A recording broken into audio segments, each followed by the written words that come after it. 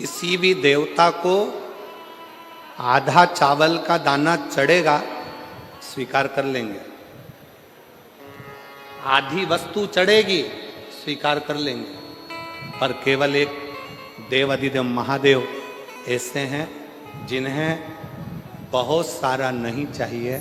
चावल का अगर एक दाना भी तुम चढ़ा रहे हो तो वो पूर्ण चाहिए, पूर्ण, उसमें अधूरा नहीं चाहिए। इसलिए पशुपतिनाथ का जो व्रत होता है, अगर माताएं पशुपतिनाथ का व्रत करती हैं तो पशुपतिनाथ के व्रत का एक नियम बड़ा प्रबल है कि आपने पशुपतिनाथ के व्रत के लिए जो प्रसाद बनाया है, खीर बनाई या सीरा बनाया, हलवा बनाया, या आपने मीठा भात बनाया, या आपने चूरमा बनाया, या आपने लड्डू बनाया, या जो भी सामग्री आपने प्रसाद में बनाई है, वो प्रसाद में जितनी सामग्री कढ़ैया में बनाई है, वो कढ़ाई की पूरी सामग्री मंदिर जाती है। उसमें से ऐसा नहीं कि मैं आधी सामग्री मंदिर ले जाऊं, उसके 3 हिस्से कर दूंगी, भगवान को भोग लगा दूंगी और आधी सामग्री बच्चों के लिए छोड़कर चली जाऊं ना, भगवान उसको स्वीकार नहीं करता। शिव को पूर्ण चाहिए। आधा समर्पण मेरे शंकर को प्रियता नहीं है, पूर्ण समर्पण।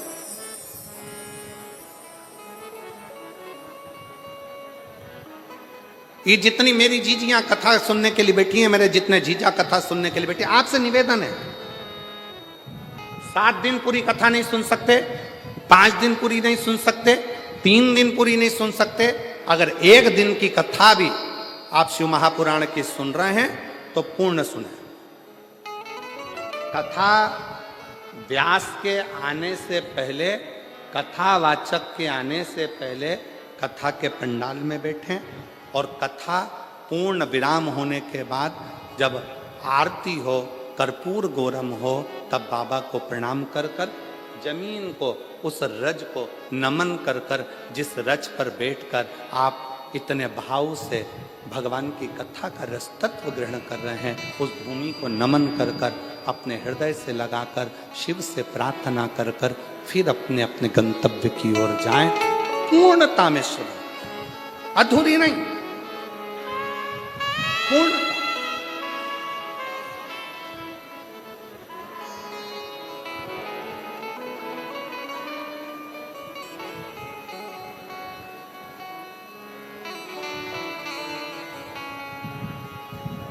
और जब हम पूर्णता में कथा का रस तत्व ग्रहण करेंगे तो शिव पूर्णता में देगा।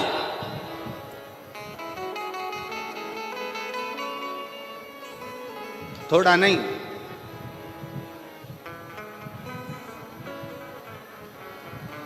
देवता देते हैं पल्ला झाड़ कर और महादेव देते हैं छप्पर फाड़ कर, थोड़ा नहीं देता।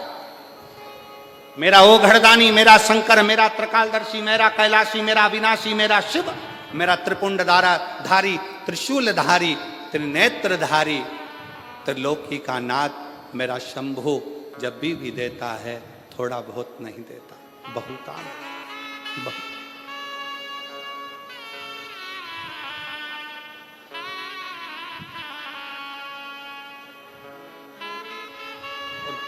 किस चीज से?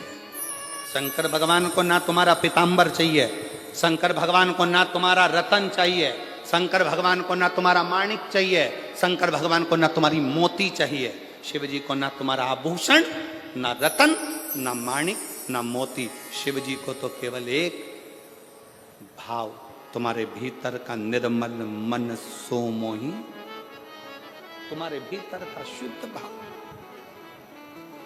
शुद्ध।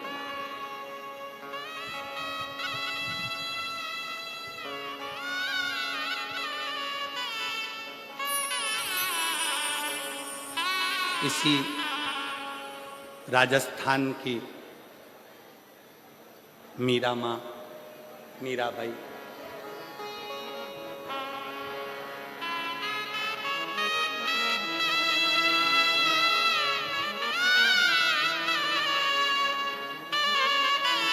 पूरे जगत के लोगों ने, पूरे गांव के लोगों ने, पूरे नगर के लोगों ने मीरा को बावरी कहा।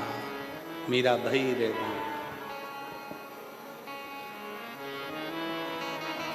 पर समझाए कौन?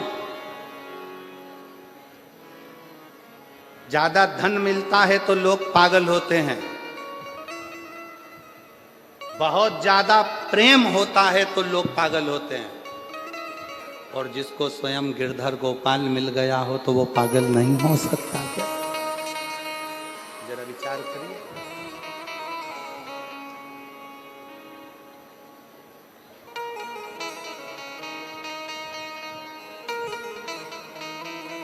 कितनी अलमस्ती। मीराबाई वृंदावन घूमने चली गई और वृंदावन में जाकर एक दरवाजे पर लिखा था, एक संत के द्वार पर। पहली बार मीराबाई ब्रज गई, वृंदावन गई, और ब्रज में मीराबाई ने प्रवेश करा और संत के दरवाजे पर लिखा था कि हमारे गुरु जी ने, हमारे संत ने आज तक किसी स्त्री का मुख नहीं देखा। दरवाजे पर बैनर लगा था, पोस्टर लगा था, लिखा हुआ था, हमारे संत ने, हमारे गुरु ने, हमारे महाराज ने आज तक किसी स्त्री का मुख नहीं देखा। मीराबाई उसको पढ़ ली, पढ़कर करताल वीणा उठाकर मीराबाई अंदर जाने लगी। जैसे ही अंदर जाने लगी तो गुरुजी के चेलों ने रोक दिया। पागल हो गई, मीरा बावरी हो गई। दरवाजे पर पढ़ा नहीं तूने? क्या लिखा है? मीराबाई ने कहा, दरवाजे पर मैंने पढ़ लिया, लिखा है हमारे संत ने, हमारे गुरु ने आज तक जन्म से लेकर अभी तक किसी स्त्री का मुख नहीं देखा, तो फिर क्यों अंदर जा रही है? मीराबाई करताल बजाती बजाती बस कहने लगी कि मुझे गुरु जी से एक प्रश्न करना है, फिर वापिस आ जाऊंगी।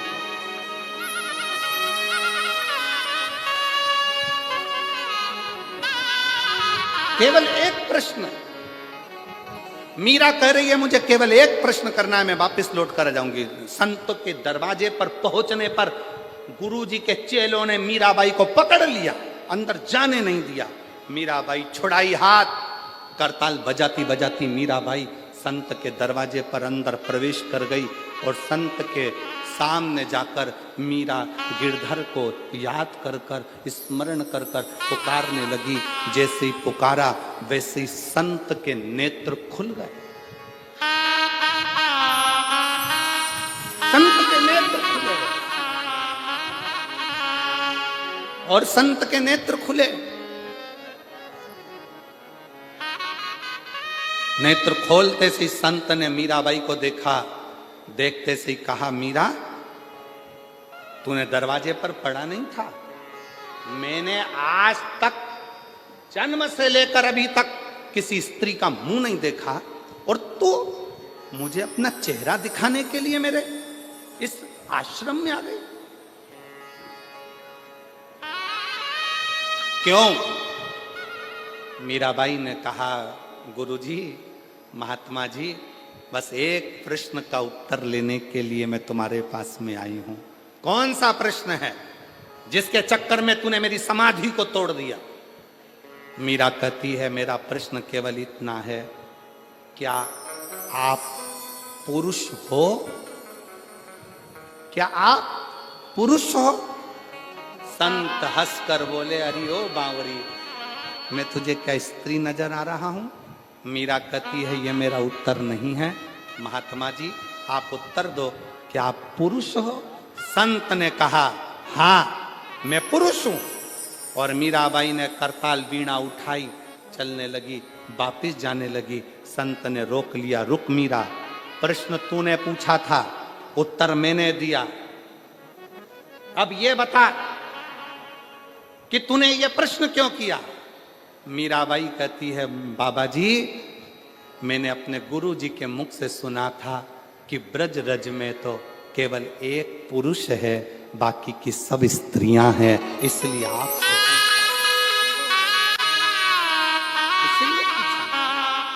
ब्रज की भूमि में केवल एक पुरुष है और वो कृष्ण है, बाकी की सब गोपियां हैं। और आप कहते हो कि मैं पुरुष हूं। अगर आप पुरुष हैं तो फिर कृष्ण आपको कभी नहीं मिल सकता, क्योंकि कृष्ण तो गोपी का जब भाव हृदय में आता है तब कृष्ण मिलते हैं, तब कृष्ण।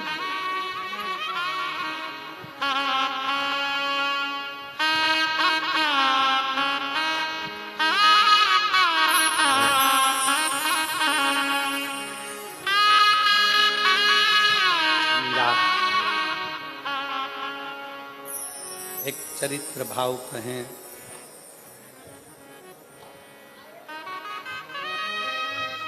पंद्रह वर्ष मीराबाई ब्रज में रही।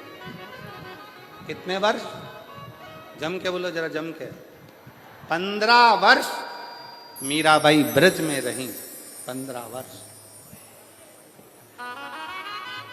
पूरे ब्रज में घूम कर आना, पूरे ब्रज का दर्शन कर कर आना, और निधि वन के पास में मीराबाई की हवेली है।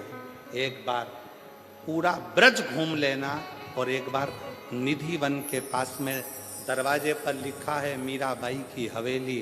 15 साल मीराबाई उस हवेली में रहकर कृष्ण को पुकारती थी।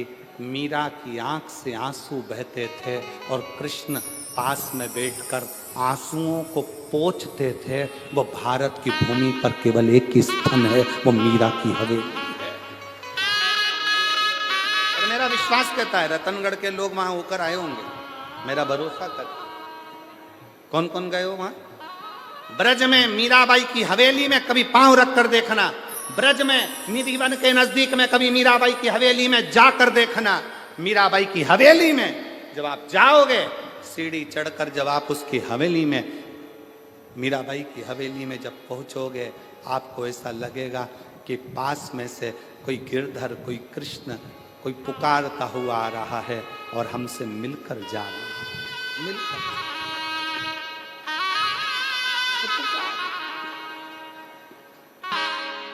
अपने स्थान पर बैठकर भगवान देवाधिदेव महादेव को बड़े भाव से प्रार्थना करेंगे, निवेदन करेंगे।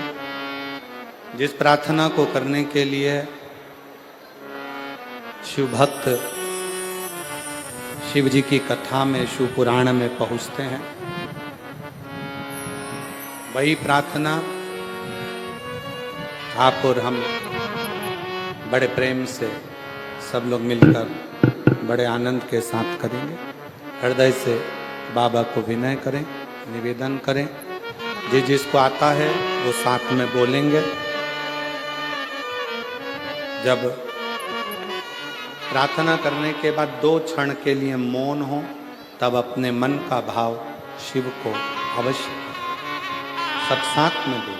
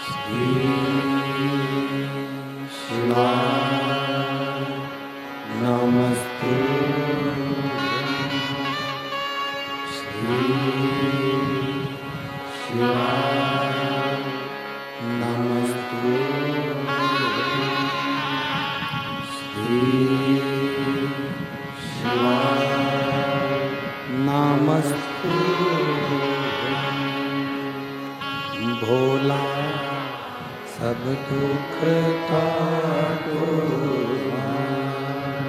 ओ भोला सब दुख काटो। शिव शंकर जपो तेरी माला, भोले बाबा जपो तेरी माला, भोला सब दुख काटो ओ भोला सब दुख काटो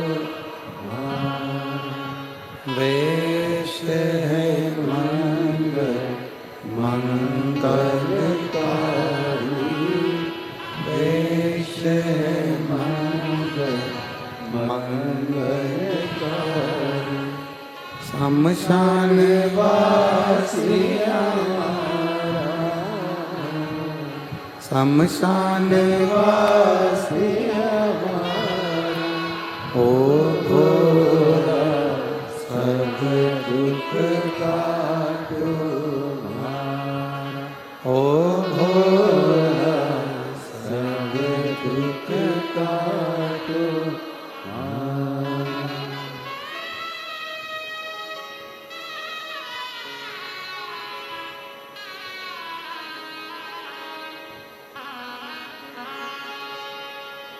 बाबा देवादिदेव महादेव भगवान शिव ओगड़दानी त्रिकालदर्शी कैलाशी विनाशी शंकर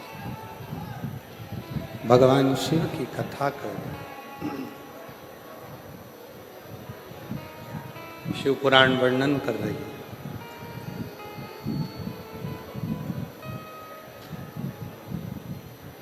कली काल के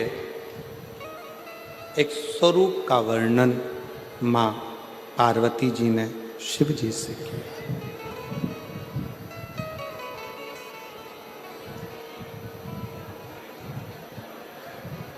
इस कलयुग की व्यथा कैसे समाप्त? कलिकाल में जन्म लेने वाला मानव अनेक अनेक समस्याओं से घिरा रहे। शिव कहते हैं पार्वती जब वो कथा में डूबेगा, कथा को अपने भीतर उतारेगा, तब वो सब समस्याओं से दूर हटता चलेगा। दूर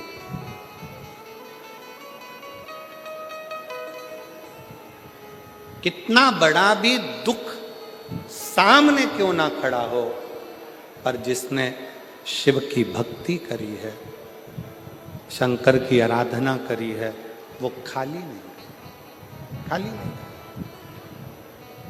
शिव कह रहे हैं शिव पथ से जो भटक गया फिर वो अग्रण्य नहीं होता। शिव पथ से भटकना नहीं है।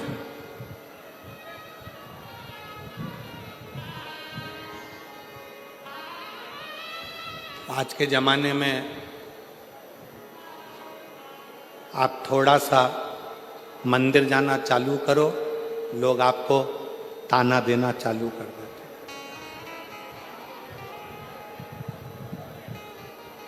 ये चली सती सावित्री, ताना देते।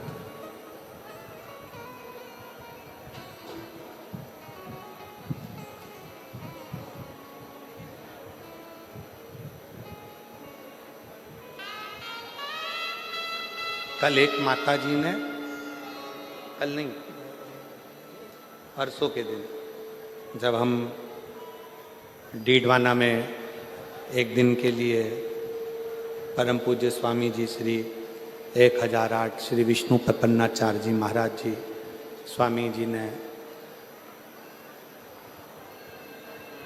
शीतलकुंड बालाजी का दर्शन करने के लिए निमंत्रण दिया। वहाँ पहुँचे। एक माता जी ने एक बहुत अच्छा प्रश्न किया,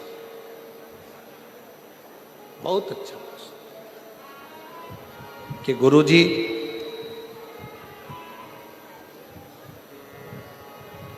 मेरे पति को गए हुए 6 साल हो गए,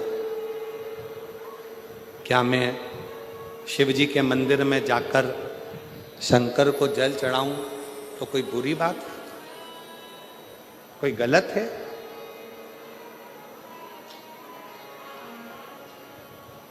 शिव महापुराण में अगर आप लोग कभी स्कंद पुराण का काशी खंड का अध्ययन करें और शिव महापुराण को अगर दिल से गीता प्रेस गोरखपुर की शिव पुराण को घर लेकर आओ, उसको पढ़ो, अध्ययन करो। आप सब तो भाई श्री की भूमि से हो।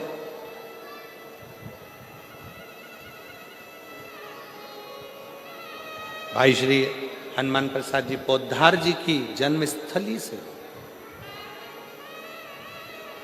गीता प्रेस गोरखपुर की शिव पुराण को लाकर हिंदी के अंक का अध्ययन करो।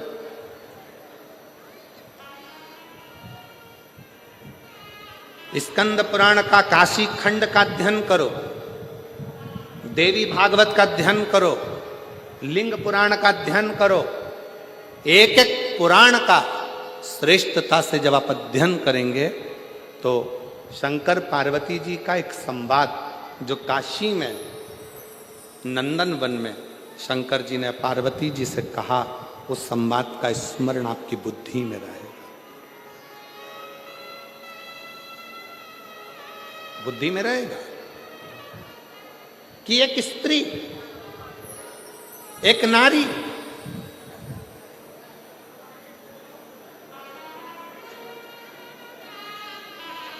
उसका पति अगर चले गया है और पुत्र यदि जीवित है तो वो नारी यज्ञ, तप, अनुष्ठान, दान, पुण्य, व्रत, भजन, कीर्तन, अर्चना, आराधना सब करेगी और उसका पुण्य पूरे परिवार को, कुटुंब को प्राप्त होगा।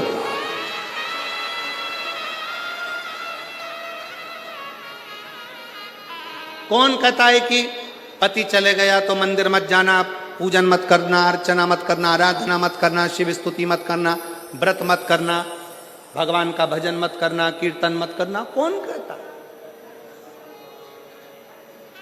शिव महापुराण की कथा तो यहां तक कहती है भाई कि तुम कितने भी अशुद्ध हो, कितने भी अशुद्ध, पापों से घिरे हुए हो, पाप कर्म से लिप्त हो, कितने भी अशुद्ध हो, फिर भी भगवान का नाम लेने में कोई पाप नहीं लगता। भगवान का नाम लिए जाओ, परमात्मा तुमको स्वीकार करे, स्वीकार करे। क्यों गुरुजी? हम क्या पशुपति व्रत कर सकते हैं? क्यों नहीं कर सकते? हम क्या सोमवार का व्रत कर सकते हैं? क्यों नहीं कर सकते? हम क्या शिव की आराधना कर सकते हैं? क्यों नहीं कर सकते? क्यों नहीं कर सकते?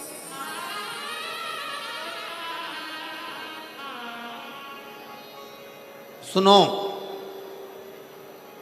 आराधना, अर्चना, स्मरण, शिव की भक्ति कभी खाली ना जाए, कभी।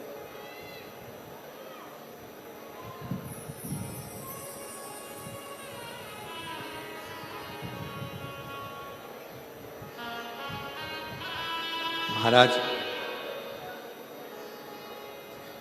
हंसने वाले और डसने वाले ये दोनों बहुत मिलेंगे।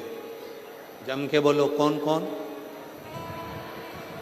आवाज नहीं आई है, जरा दमदारी से बोलो। हंसने वाले और डसने वाले ये बहुत मिलेंगे।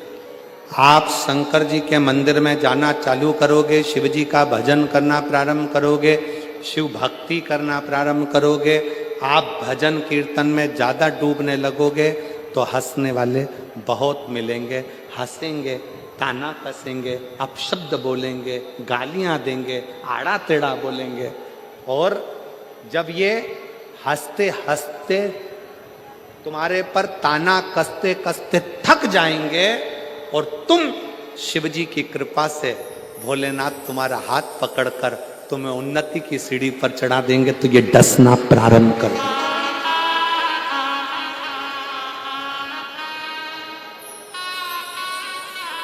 फिर ये डसना प्रारंभ करेंगे।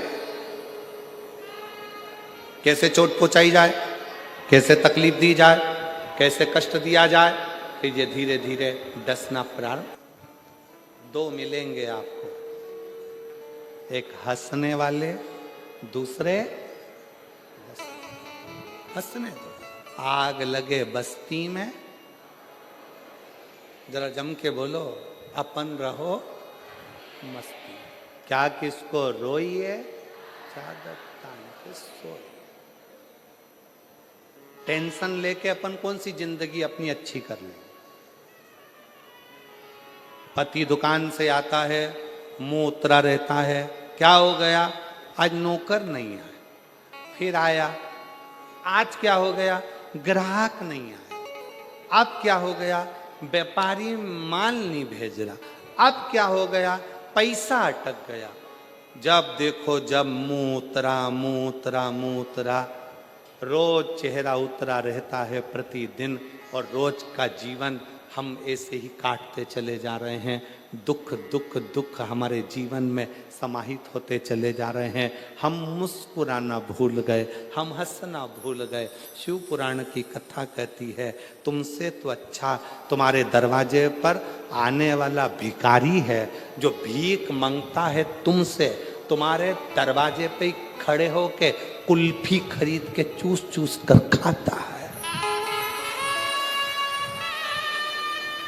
तुमसे तो अच्छा तुम्हारे दरवाजे पर मांगने वाला भिखारी है, टाइम पे भोजन करता है, टाइम पे नाश्ता करता है, भीख मांग कर खाता है, रोड पर सोता है और चैन की जिंदगी रहता है। एक तुम एसी के कमरे में सोने के बाद, डनलप के गद्दे पर सोने के बाद भी नींद की गोली खाना पड़ रही है, तो भी रात को 3 बजे उल्लू की तरह उठ के बैठे हो। नींद नहीं, काय का जी, काय का जी। तुम्हारे दरवाजे से भीख मांग कर लेकर गया, बाहर खड़े होकर आइसक्रीम खा रहा। तुम्हारे दरवाजे से भीख मांग कर लेकर गया, समोसा कचौड़ी खा रहा, और तू अपना पेट काट काट कर अभी भूख लग रही है बहुत तेज, पर दरवाजे पर ग्राहक खड़ा है। बस ये ग्राहक निपटे फिर खाना खाऊंगा, ये ग्राहक निपटे फिर खाना खाऊंगा। इंतजार करते करते करते करते रोटी के डब्बे में रोटी भी कह रही है, कब खाएगा सेठ जी, या तो तू खा ले या मैं तुझे खा लूं।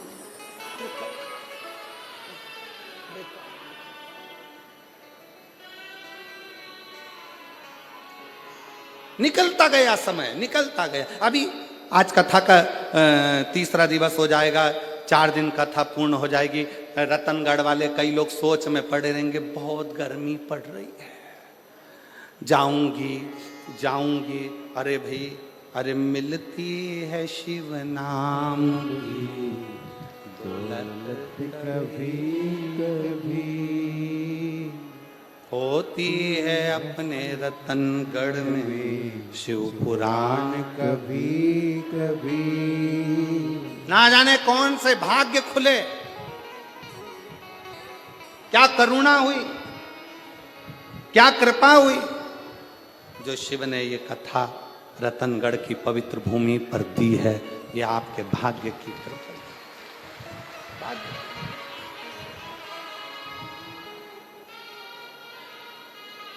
और फिर भी इंतजार में, गर्मी बहुत तेज, शरीर बेकार हो गया, रुक गया।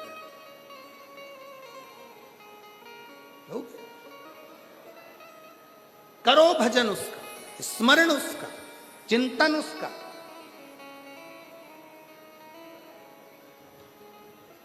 क्यों नहीं देगा?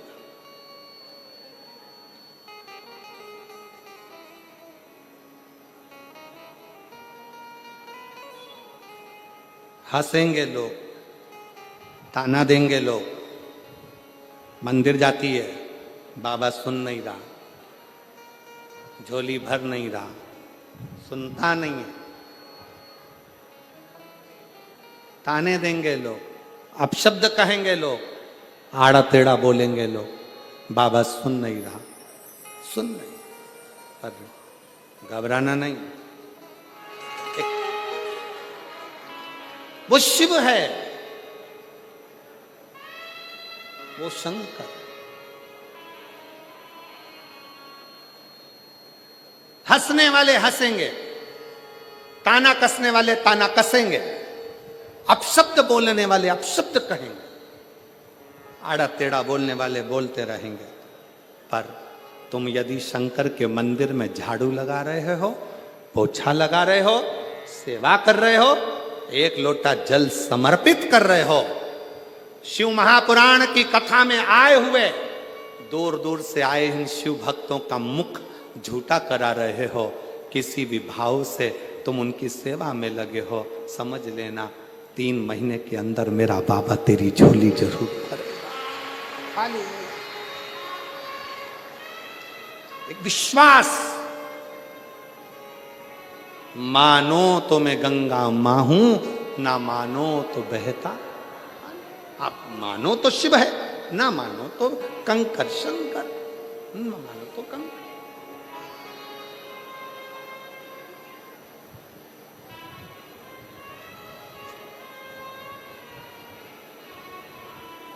भरोसा रखकर आए हो शिव महापुराण की कथा को श्रवण करने के लिए कि मैं जा रही हूं, निश्चित है मेरा ये कार्य होगा, तो मानकर चलना। 3 महीने भी बहुत दूर की बात है, बाबा चाहेगा तो तुरंत कथा के चलते में ही कल्याण कर, बहुत दूर है। देवराज ब्राह्मण शिव को समझ नहीं पाया, शिव को जान नहीं पाया।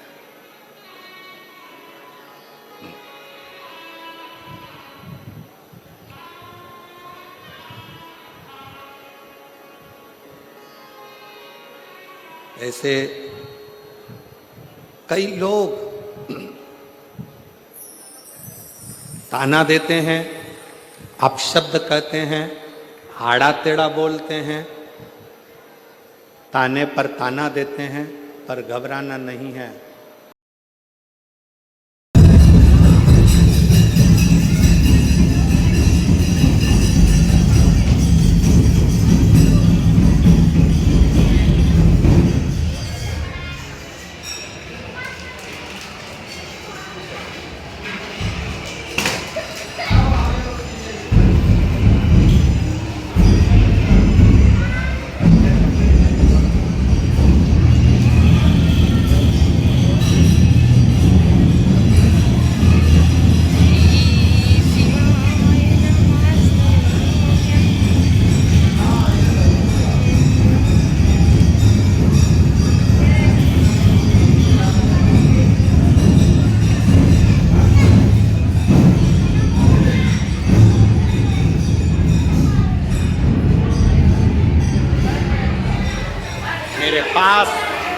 महादेव है और मेरा विश्वास भी महादेव है।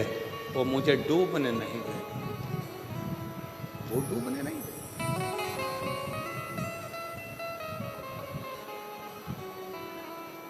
शिव जी ने पार्वती जी को समझाया कि समस्या समाधान केवल एक शिव चर्चा, शंकर की भक्ति। कोई तुमसे कहे कि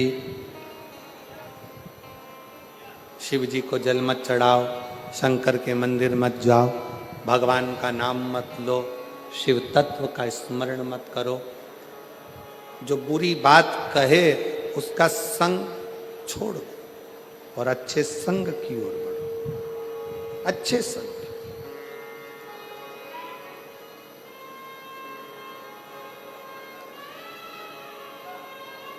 कथा के शुरू में कहा था कि संत, साधु, गुरु, तपस्वी, साधक, उपासक जब ये हमारे करीब में रहते हैं तो हम इनको समझ नहीं पाते, जब ये चले जाते हैं तब स्मरण में आता है कि ये कुछ है। आप उसके आश्रित हो जाओ, आश्रित।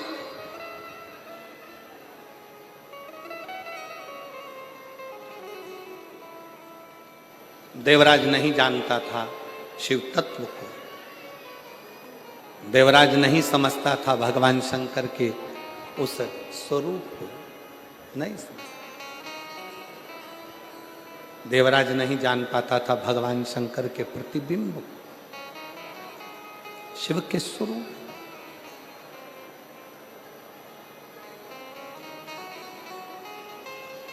महाराज ब्राह्मण कुल में जन्म ले लेना और ब्राह्मण कुल में जन्म लेने के बाद भी ब्राह्मण तत्व से वंचित रहना, वंचित, पहचान नहीं पाता। चोरी का धन है, शरीर में ताप है, बहुत तेज बुखार आ रहा है, एक नर्तकी के कहने पर, एक नर्तकी के कहने पर रानी के गले का हार चुरा कर लेकर जा रहा है और शरीर तप रहा है, शरीर में तप रहा, तप रहा।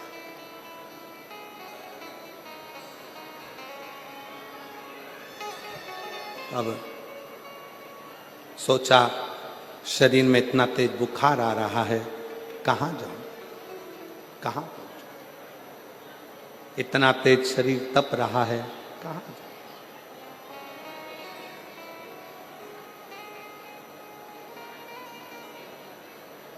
सामने एक टूटा सा शिवालय दिखा, शिव मंदिर टूटा सा,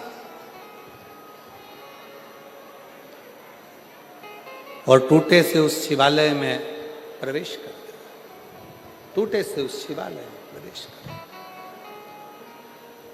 उसको स्मरण नहीं था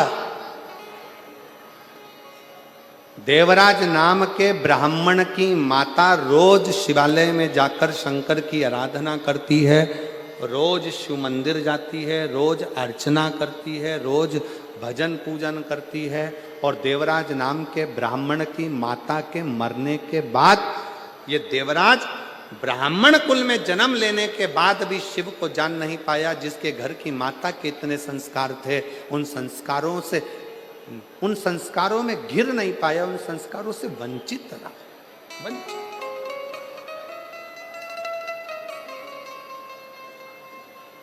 बहुत ध्यान देना महाराज कथा पर। बहुत दूर दूर से आप लोग आए हैं, तपती हुई गर्मी में 100, 200, 500 रुपए खर्च कर कर, ऑटो का 25-50 रुपए लगाकर यहाँ तक पहुँचे हो। बहुत ध्यान से झोली भरकर इस कथा को रखना, झोली भरकर। बांटने वाले पानी भी बांटने आएंगे, बिस्कुट भी बांटने आएंगे, टॉफ़ी भी बांटने आएंगे, खाने का सामान भी बांटने आएंगे। वो लेने के चक्कर में इसको मत छोड़ देना। अगर ये छूट गई तो समझ लो पानी की बोतल और बिस्कुट और टॉफ़ी तो कभी भी मिल सकती, ये ना छूट। बड़ी मुश्किल से मिली है रतनगढ़ को, बहुत सावधानी से इसका स्मरण करिए, बहुत सावधानी।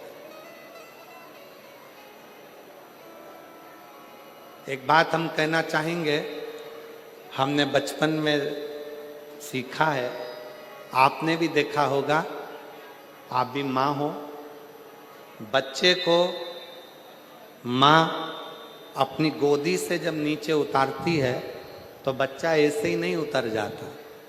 पहले उसके हाथ में झुनझुना पकड़ा देती है, खिलौना पकड़ा देती है। बच्चा जब खेलने में लग जाता है तो माँ उसको धीरे से गोदी से उतार देती है। उसी तरह शिव पुराण भी है। मन कथा में लगा है, बैठे शंकर जी की गोदी में हो, इतने में कोई आकर तुम्हारे हाथ में झुनझुना पकड़ा जाएगा, और तुम्हारे हाथ में जैसी झुनझुना आया तो शंकर भगवान तुम्हें धीरे से कथा में से तुम्हारे मन को हटा देंगे। क्योंकि शिव जी को मालूम है अगर पूरी कथा सुन लेगी तो जो मांगेगी मुझे देना पड़ेगा, इसलिए इसको थोड़ा सा हटाओ, सरकाओ, थोड़ा सा हटाओ तो हो जाओ शिव के आश्रय। दिल लगाकर सुनो, स्मरण देगा। देवराज ब्राह्मण चोरी का धन लेकर शंकर के मंदिर में पहुंच गया, शिवालय, शिव के मंदिर। पहली बार शिव मंदिर में गया है देवराज, पहली। पहली बार देवराज शिव के मंदिर में गया है। शिव पुराण की कथा कहती है शंकर का शिवालय, शंकर के मंदिर में आप अगर जाना चालू करे हो, शिव महापुराण की कथा को सुनना प्रारंभ करे हो, या कथा के पंडाल में पहली बार पहुंचे हो, तो समझ लेना कि मेरे भोलेनाथ ने तुझे उन्नति की ओर बढ़ाना है, इसलिए तुम्हें कथा के पंडाल तक लेकर पहुंच गया। देवराज पहली बार देवराज शिवालय तक पहुंचा है। शिवालय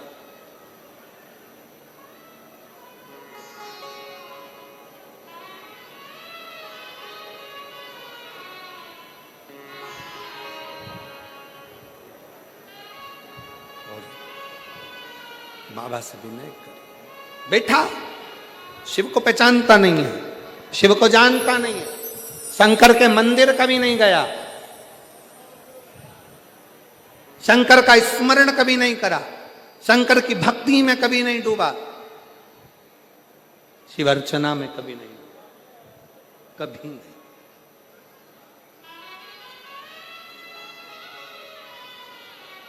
जाकर बैठ गया, और जब जाकर बैठा तो एक ब्राह्मण शिव मंदिर में शिव पुराण की कथा कह रहे थे। कथा कहते कहते ब्राह्मण देवता ने आवाज लगाई, हर हर।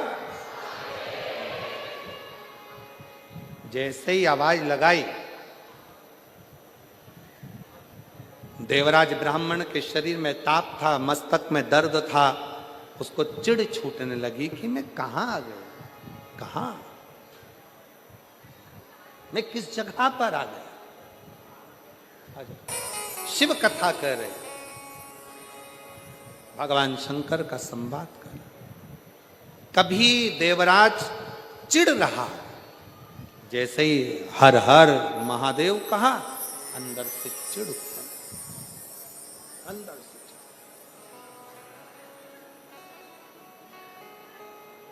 क्रोध आ रहा, पर उसको यह नहीं मालूम कि वो कहां पहुंच गया, किसकी शरण में आया, किसकी शरण, किस स्थान पर पहुंच गया, ये उसको अंदाजा है। किस बस हृदय से शिव की शरण आ गया, शिव की शरण। और बन सके शंकर भगवान से इतना जरूर कहना कि जीवन दिया है आपने, मेरा ये शरीर जब तक चले मैं आपकी सेवा करता रहूं, सेवा सारी उम्र करूं तेरी सेवा सारी। नमस्तुभ्यं श्री शिवाय, नमस्तुभ्यं श्री शिवाय, नमस्तुभ्यं श्री शिवाय, नमस्तुभ्यं श्री शिवाय, नमस्तुभ्यं श्री शिवाय। पर बैठकर भगवान शिव जी से अपने मन का भाव बड़े आनंद के साथ, भाव से, हृदय से शिव जी से प्रार्थना करिए, दिल से विनय करिए, निवेदन करिए। बाबा को अपने मन का भाव अवश्य कहिए और दिल से बाबा को प्रार्थना करिए। सब साथ में बोलिएगा। आपकी आवाज़ व्यासपीठ तक, व्यासपीठ और आपकी आवाज़ मेरे देवाधिदेव महादेव तक पहुँचे, इसी भाव के साथ भगवान शंकर को प्रार्थना करें।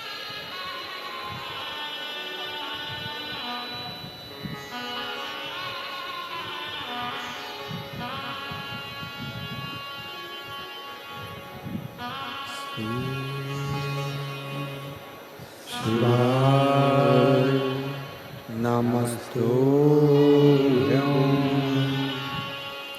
शिवाय नमस्तुभ्यं श्री शिवाय नमस्तुभ्यं श्री शिवाय नमस्तुभ्यं श्री शिवाय नमस्तुभ्यं भोला सब दुख काटो मारा ओ भोला सब दुख काटो मारा शिव शंकर जपो तेरी माला भोले बाबा जपो तेरी माला भोला सब दुख काटो मारा ओ भोला सब दुख काटो मारा वेद है मंगल मंगलकारी वेश्य है मंगल मंगलकारी शमशान वासी हमारा शमशान वासी हमारा ओ भोला सब दुख काटो मारा ओ भोला सब दुख काटो मारा।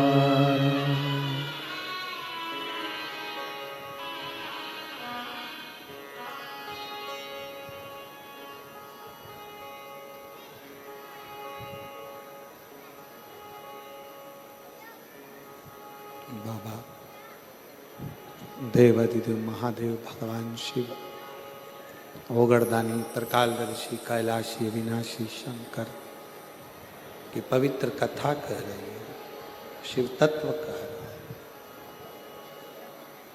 है। देवराज के मन में उलझन उत्पन्न हुई, बाहर निकल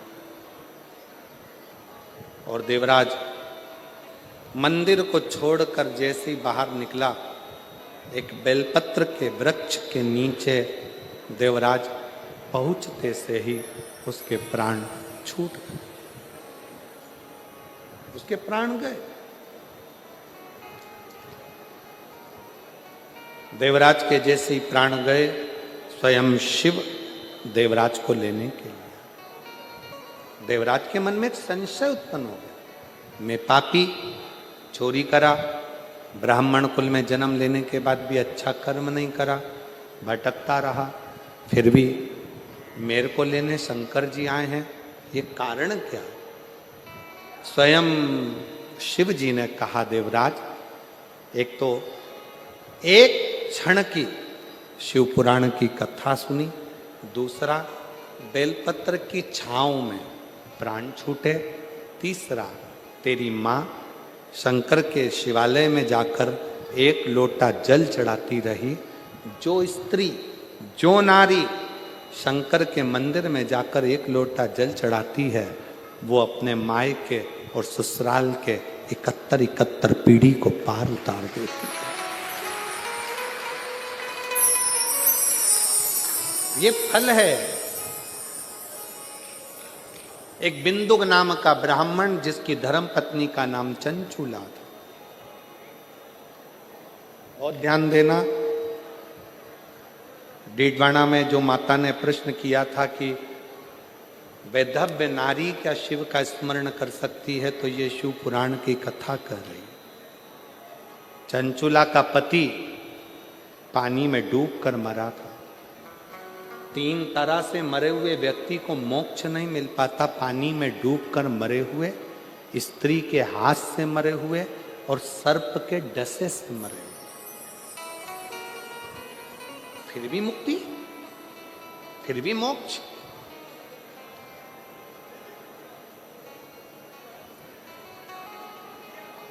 चंचुला देवी पति के प्राण छूट गए, अंतिम संस्कार कर दिया, पर प्रेत की योनि में बिंदु भटक रहा। चंचुला ने काशी का वास करा। शिव पुराण की कथा कहती है, अगर कोई काशी में जाकर निवास करता है तो शिव उसके हृदय में निवास करते हैं। शिव महापुराण की कथा कहती है, अगर काशी तक भी ना पहुंच सको तो शिव महापुराण की कथा में अगर पहुंचकर विश्राम किया है तो शिव तुम्हारा कल्याण करने के लिए तुम्हारे दरवाजे तक जरूर पहुंचे। चंचुला ने प्राण छोड़ने के बाद पार्वती जी की सखी बनकर, सहेली बनकर, तुम रुका जी से विनय कर शिव महापुराण की कथा का रस तत्व ग्रहण। कथा का यजमान कौन बने?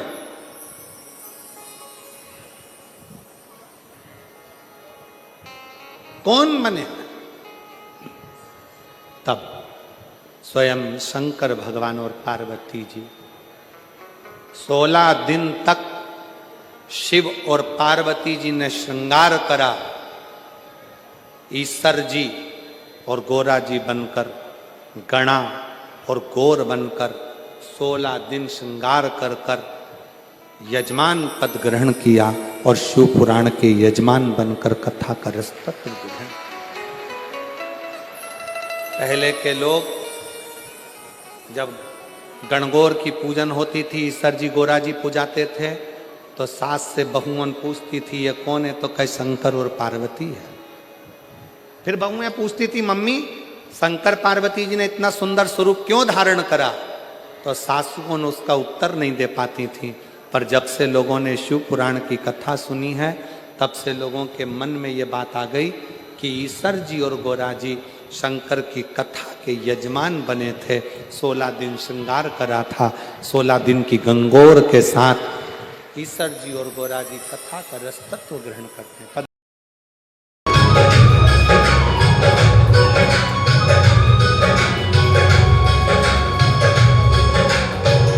कर्म करोगे, जब कोई अच्छा कर्म करने के लिए आगे बढ़ोगे, अच्छे कर्म के प्रति जब आप जागरूक होकर आगे बढ़ने का प्रयास करोगे, तो ये निश्चित है कि शिव परीक्षा बहुत लेते। पवित्र भूमि पर शिव तत्व को जाने आप।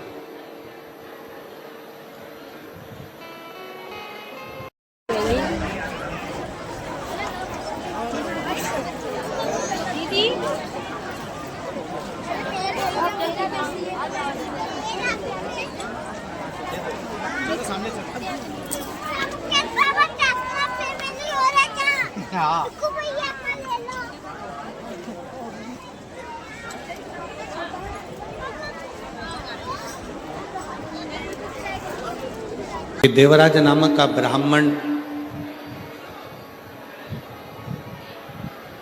शिवालय तक पहुंच जाता है, पर शंकर को जान नहीं पाता।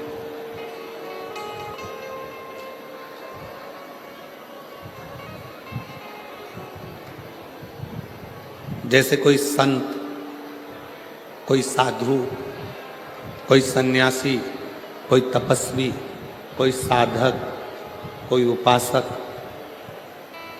अपने नज़दीक में रहते हैं, और आप और हम उन संत को पहचान नहीं पाते। हम उन साधु को, हम उन तपस्वी को, हम उन साधक को, हम उन भक्त को जान नहीं पाते।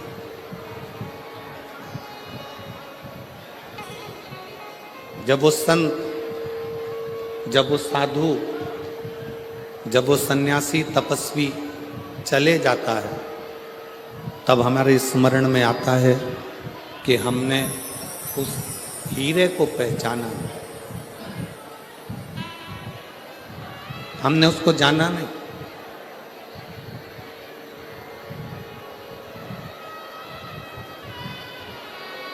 संत के जाने के बाद, साधु के जाने के बाद, तपस्वी के जाने के बाद हम उसको पहचानने का प्रयास करते हैं कि हम उस संत को जान नहीं पाए।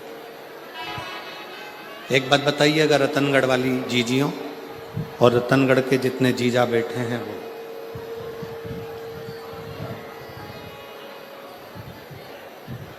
दीपक जल रहा है, दीप जल रहा है, उसको घी की जरूरत है। अब जलते हुए दीपक को घी की जरूरत पड़ती है।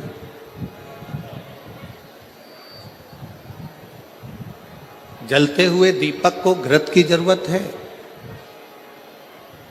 जलते हुए दीपक को घी की जरूरत पड़ रही है। और अगर वो दिया बुझ गया, वो दिया समाप्त हो गया, उसका प्रकाश चले गया, वो दीपक बुझ गया, फिर उसमें कितना भी घी डालो, कितना भी घृत उस दिए में डाला जाए, उसके लिए जरूरत पड़ेगी क्या? जम के बोलो जरा। अगर दीपक जल रहा है, दीप जल रहा है, दीपक प्रकाशित है, तो उसमें घी की जरूरत पड़ती है और घी उसमें डाला जाता है। दीप बुझने के बाद, दीपक का प्रकाश जाने के बाद आप उसमें कितना भी घी डालिए, कितना भी घृत डालिए, उसकी कोई मूलता नहीं, उसकी कोई महत्वता नहीं। उसी तरह जब संत, साधु, गुरुजन, तपस्वी जन, साधक जन, उपासक जन हमारे करीब में रहते हैं, तब हम उन्हें पहचान नहीं पाते हैं, हम उन्हें जान नहीं पाते। और जब वो संत, वो गुरु, वो तपस्वी, वो साधक, वो सन्यासी हमारे बीच में से चले जाते हैं, तब हमारे को लगता है कि हम उनके करीब में होते तो अच्छा हो। शिव महापुराण के महत्तम में जिस देवराज ब्राह्मण की कथा का महत्व कहा गया है, वो देवराज नाम का ब्राह्मण, ब्राह्मण कुल में जन्म लेने के बाद भी ब्राह्मण कर्म से वंचित रहा।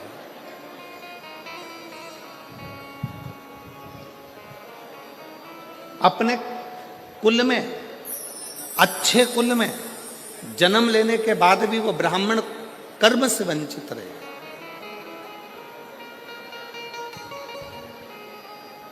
और एक बात हमने पहले भी कही, आज फिर कहते हैं रतनगढ़ की इस भूमि पर, आपका भाग्य आपके कर्म को नहीं बदल सकता।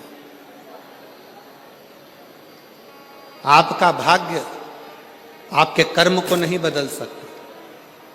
पर एक बात निश्चित है, आपका किया गया कर्म आपके भाग्य को जरूर बदल सकता है।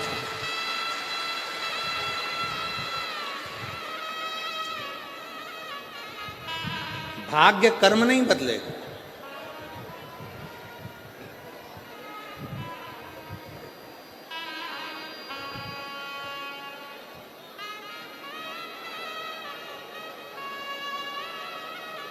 और आपका किया गया अच्छा कर्म आपके भाग्य को जरूर बदल देगा। इसलिए आपका भाग्य आपके कर्म को नहीं बदलेगा।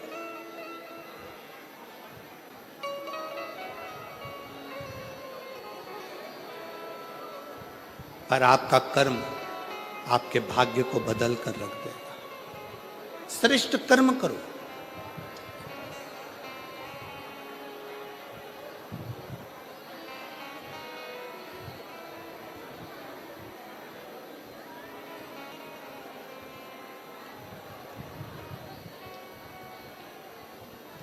हम कहेंगे और हो सकता है कि लोगों को हमारी बात का बुरा लगे,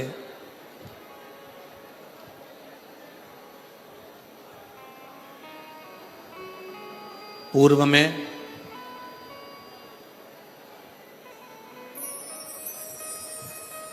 सबसे ज्यादा कठोर घात सनातन धर्म को तोड़ने के लिए 3 चीज पर किया गया था। पहले नंबर पर रोटी, दूसरे नंबर पर बेटी और तीसरे नंबर पर चोटी। सनातन को तोड़ने के लिए इन 3 पर कठोर घात पूर्व में किया गया। पूर्व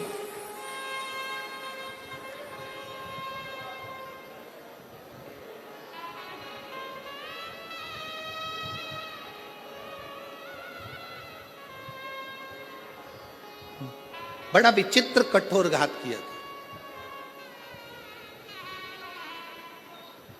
इसलिए सनातन धर्म की मजबूती के लिए बेटी, रोटी और चोटी, इन 3 को बचाने का प्रयास करो तो सनातन धर्म अपने आप मजबूत होते चले जाए।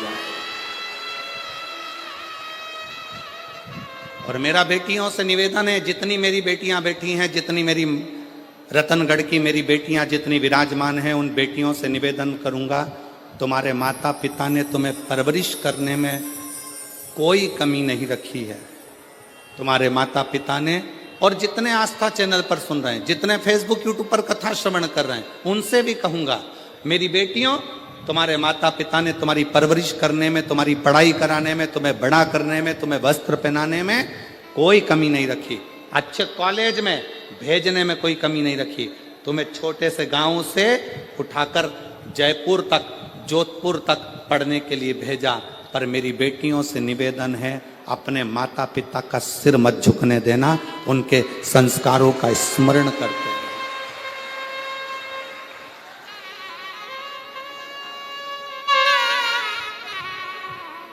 जब एक अच्छे कुल की बेटी किन्हीं विधर्मियों के पास जाती हैं, जब एक अच्छे कुल की बेटी किन्हीं विधर्मियों के पास पहुंच जाती हैं, जरा सा बॉडी शॉडी देखकर, जरा सा गाड़ी का डीजल पेट्रोल देखकर वो बहल जाती हैं, और आखिरी में उन बेटियों के टुकड़े जब फ्रिज में और अटैची में मिलते हैं तो दिल भी दहल जाता है कि ये बेटियों की दशा है। थोड़ा समझिए, सनातन धर्म की मजबूती का क्रम है बेटी, रोटी और चोटी। रोटी से मतलब है अपना खान पान, अपना भोजन।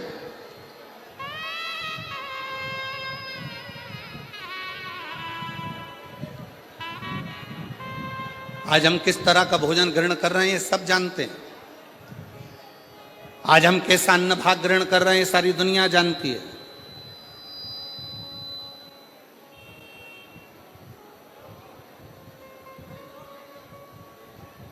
तीनों बच नहीं पाए। मेरे देव अधिदेव महादेव ने, मेरे शंकर भगवान ने, मेरे उघड़ दानी ने, मेरे शंभू ने, मेरे शिव ने, जब अमरनाथ जी की गुफा में माता पार्वती जी को लेकर मेरे शंकर भगवान अमरनाथ की गुफा में अमर कथा कहने के लिए बैठे,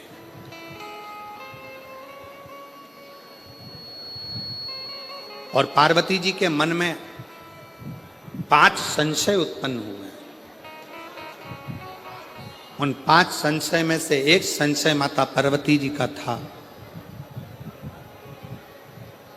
इस संसार में रहने वाला मानव जब घोर कलयुग आएगा, कलिकाल चलता जाएगा, कलयुग बढ़ता चले जाएगा, कलिकाल बढ़ता चले जाएगा, तो पाप कर्म में लिप्त होता चले जाएगा।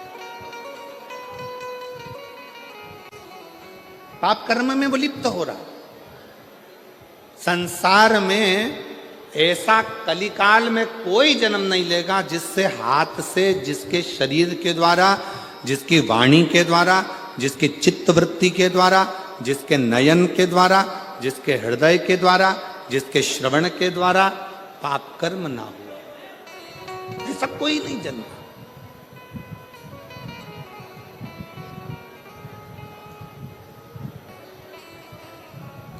सब पाप में लिप्त मिले। पार्वती जी ने कहा भगवान शिव से, भगवान ओघड़दानी से, भगवान शंकर से, बाबा मेरे मन के 5 संशय हैं। इन 5 संशय में से पहला संशय है, कली काल में जन्मे मनुष्य की व्यथा किस चीज से मिटेगी?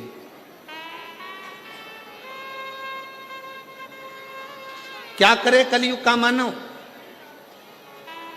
कि उसके मन की व्यथा समाप्त हो जाए? अभी कथा में कहा था, शारदा ने जब कथा कह रहे थे महाराष्ट्र में, तो आपको कहा था भगवान राम जी के जीवन में इतना दुख आया, इतना दुख आया, राम जी को एक से बढ़कर एक संत मिले, राम जी को एक से बढ़कर एक ज्योतिषी मिले, राम जी को एक से बढ़कर एक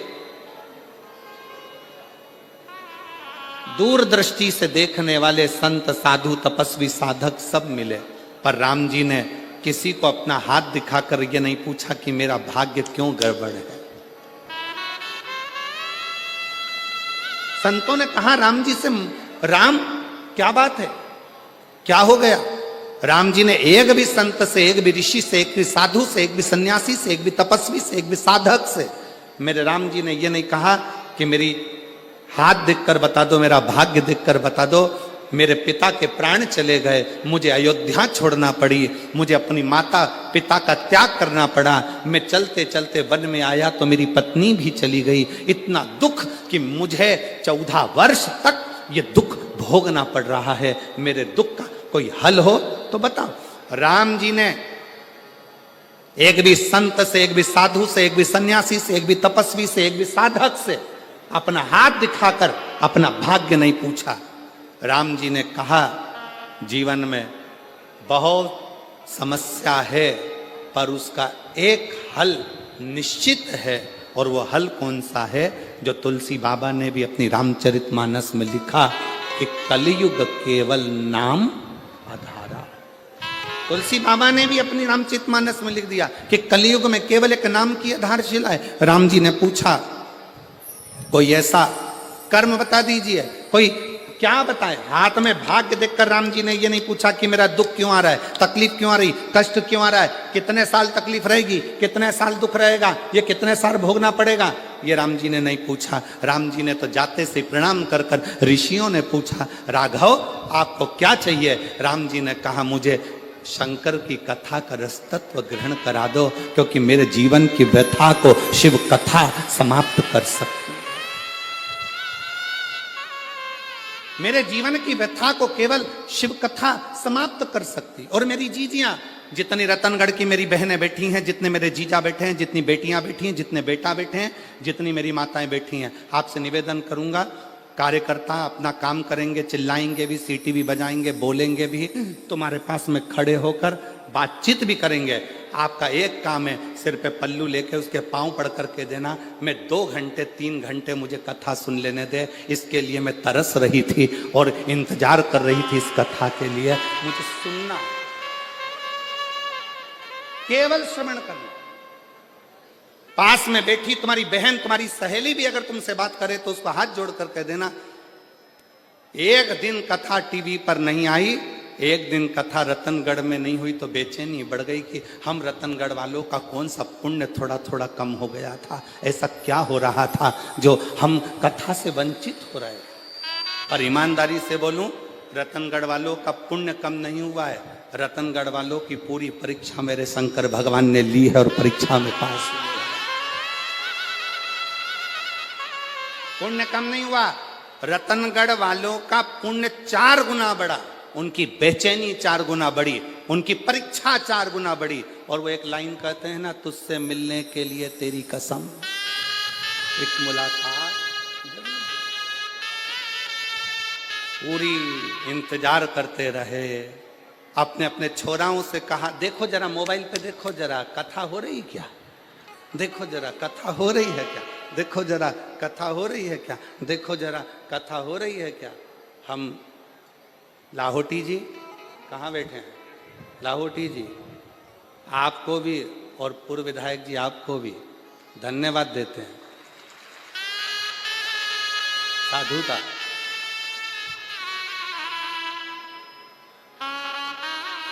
लाहौटी जी, अगर कोई दूसरा जजमान होता ना तो हार गया होता।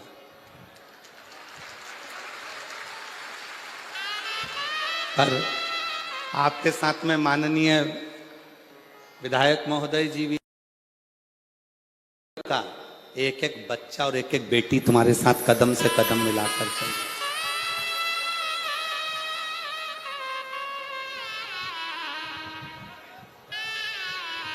बोल बम का नारा है, इतना धीरा बोलेगे तो कल्याण तुम्हारा। बोल बम का नारा है, श्री शिवाय। शिव तत्व को जान। तुभ्यं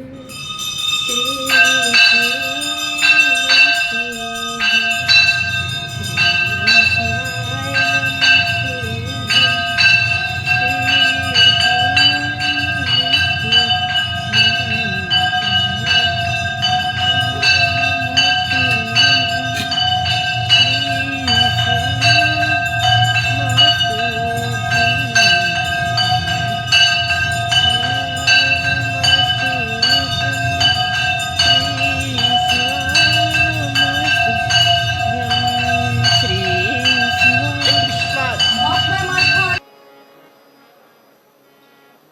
एक भरोसा।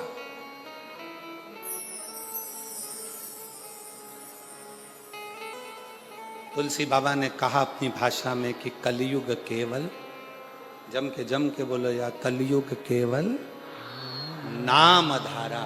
कलिकाल में नाम की महत्वता को बढ़ाओ, जपो भजो, किसी आडंबर में ना पड़ते हुए, किसी दिखावे में ना पड़ते हुए।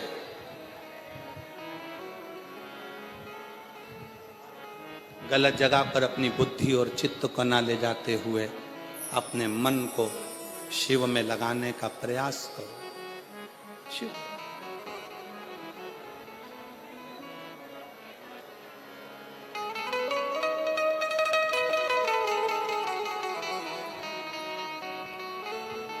उसको भजो।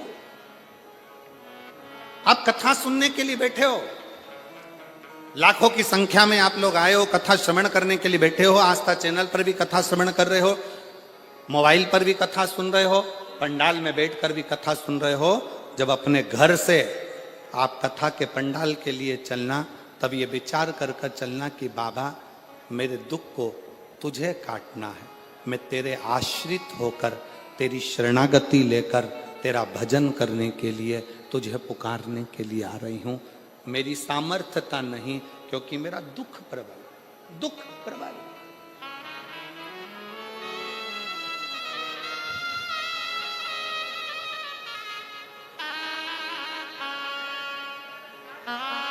एक महिला बैठी है जिसकी 3 लड़कियां हैं। तीनों लड़कियां साइनी हो गई, बड़ी हो गई। बड़ी होने के बाद भी बेटियों के मन में था कि हमारा भाई नहीं, तो बाबा की कृपा से पशुपति व्रत तीनों बेटियों ने करा, मां ने करा, गर्भ भी ठहर गया 17 साल के बाद। एक विश्वास, एक भरोसा।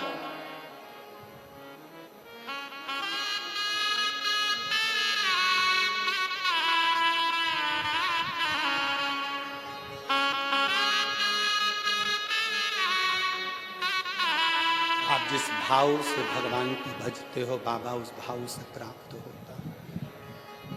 जो जैसी भावना,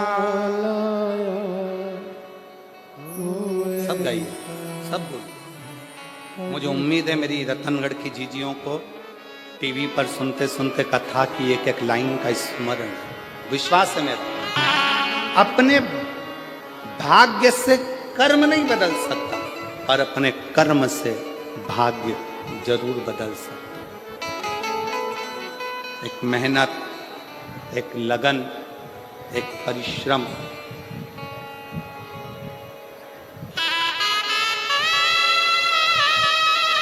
दो चीजों पर कभी भरोसा मत करो।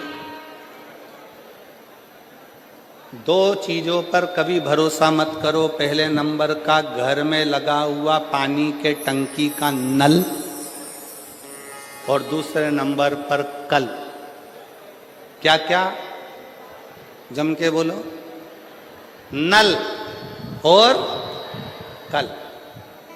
टंकी में कब पानी खत्म हो जाए और नल कब बंद हो जाए, साबुन लगा कि लगा रह जाए, भरोसा ही। और दूसरे नंबर पर है कल कैसा आएगा,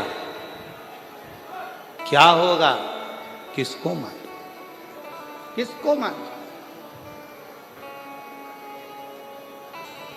शिव पुराण कह रही है जब तक नल में पानी आ रहा है तब तक मुंह भी धो लो, जब तक नल चालू है तब तक पानी भी पी लो, और जो आज चल रहा है इसमें अलमस्त होकर जी लो, कल का कोई भरोसा नहीं।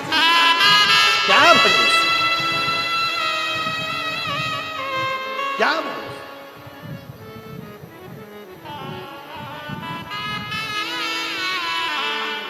हर पल हर घड़ी हर क्षण शंकर भगवान की कथा कर रही है, भगवान शिव माता पार्वती जी से करे, पार्वती जी कलिकाल में, कलयुग में आपका संशय है, 5 संशय में से पहला संशय तुम्हारा कि इस कलिकाल से हमें, इस कलयुग में हमारे संशयों की, हमारी समस्याओं की मुक्ति कैसे हो। तो कहा केवल कथा हमारे संशय को समाप्त कर देगी।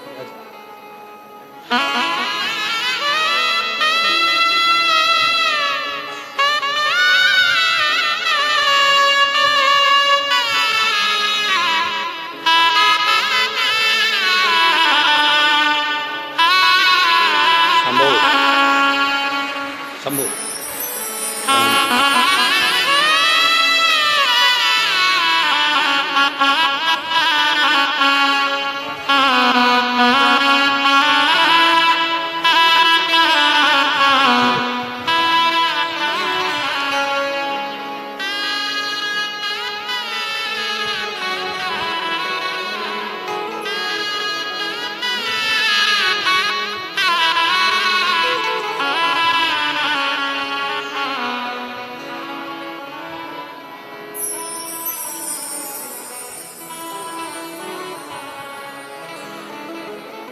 डॉक्टर ने कह दिया था कि गर्भ में गठाने ज़्यादा हैं, बच्चे को गिरा दो, पर शिव का चढ़ाया गया 1 लोटा जल सारी समस्या का हल। शंकर की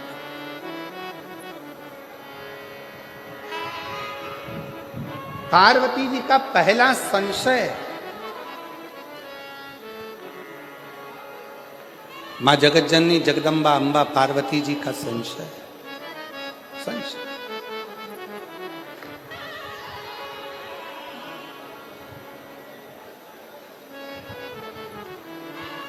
और मेरा संशय यह है कि कली काल में जन्म लेने वाले मनुष्य की जिंदगी में बहुत संघर्ष हो, बहुत संघर्ष। कलिकाल में जन्म लेने वाले मानव की जिंदगी में बहुत तकलीफ है, बहुत कष्ट हो। वो कैसे मिले, वो कैसे समाप्त हो।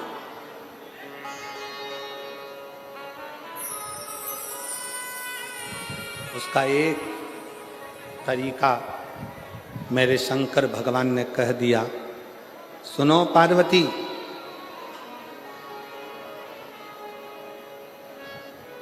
कलिकाल में जन्म लेने वाला मानव जब पूर्ण समर्पण के साथ मुझे भजेगा, पूर्ण समर्पण के साथ,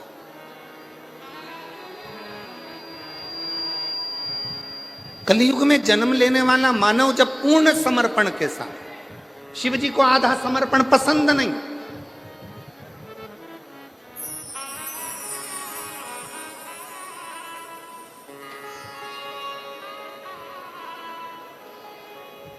किसी भी देवता को आधा चावल का दाना चढ़ेगा स्वीकार कर लेंगे, आधी वस्तु चढ़ेगी स्वीकार कर लेंगे, पर केवल एक देवाधिदेव महादेव ऐसे हैं जिन्हें बहुत सारा नहीं चाहिए। चावल का अगर एक दाना भी तुम चढ़ा रहे हो तो वो पूर्ण चाहिए, અહીંયા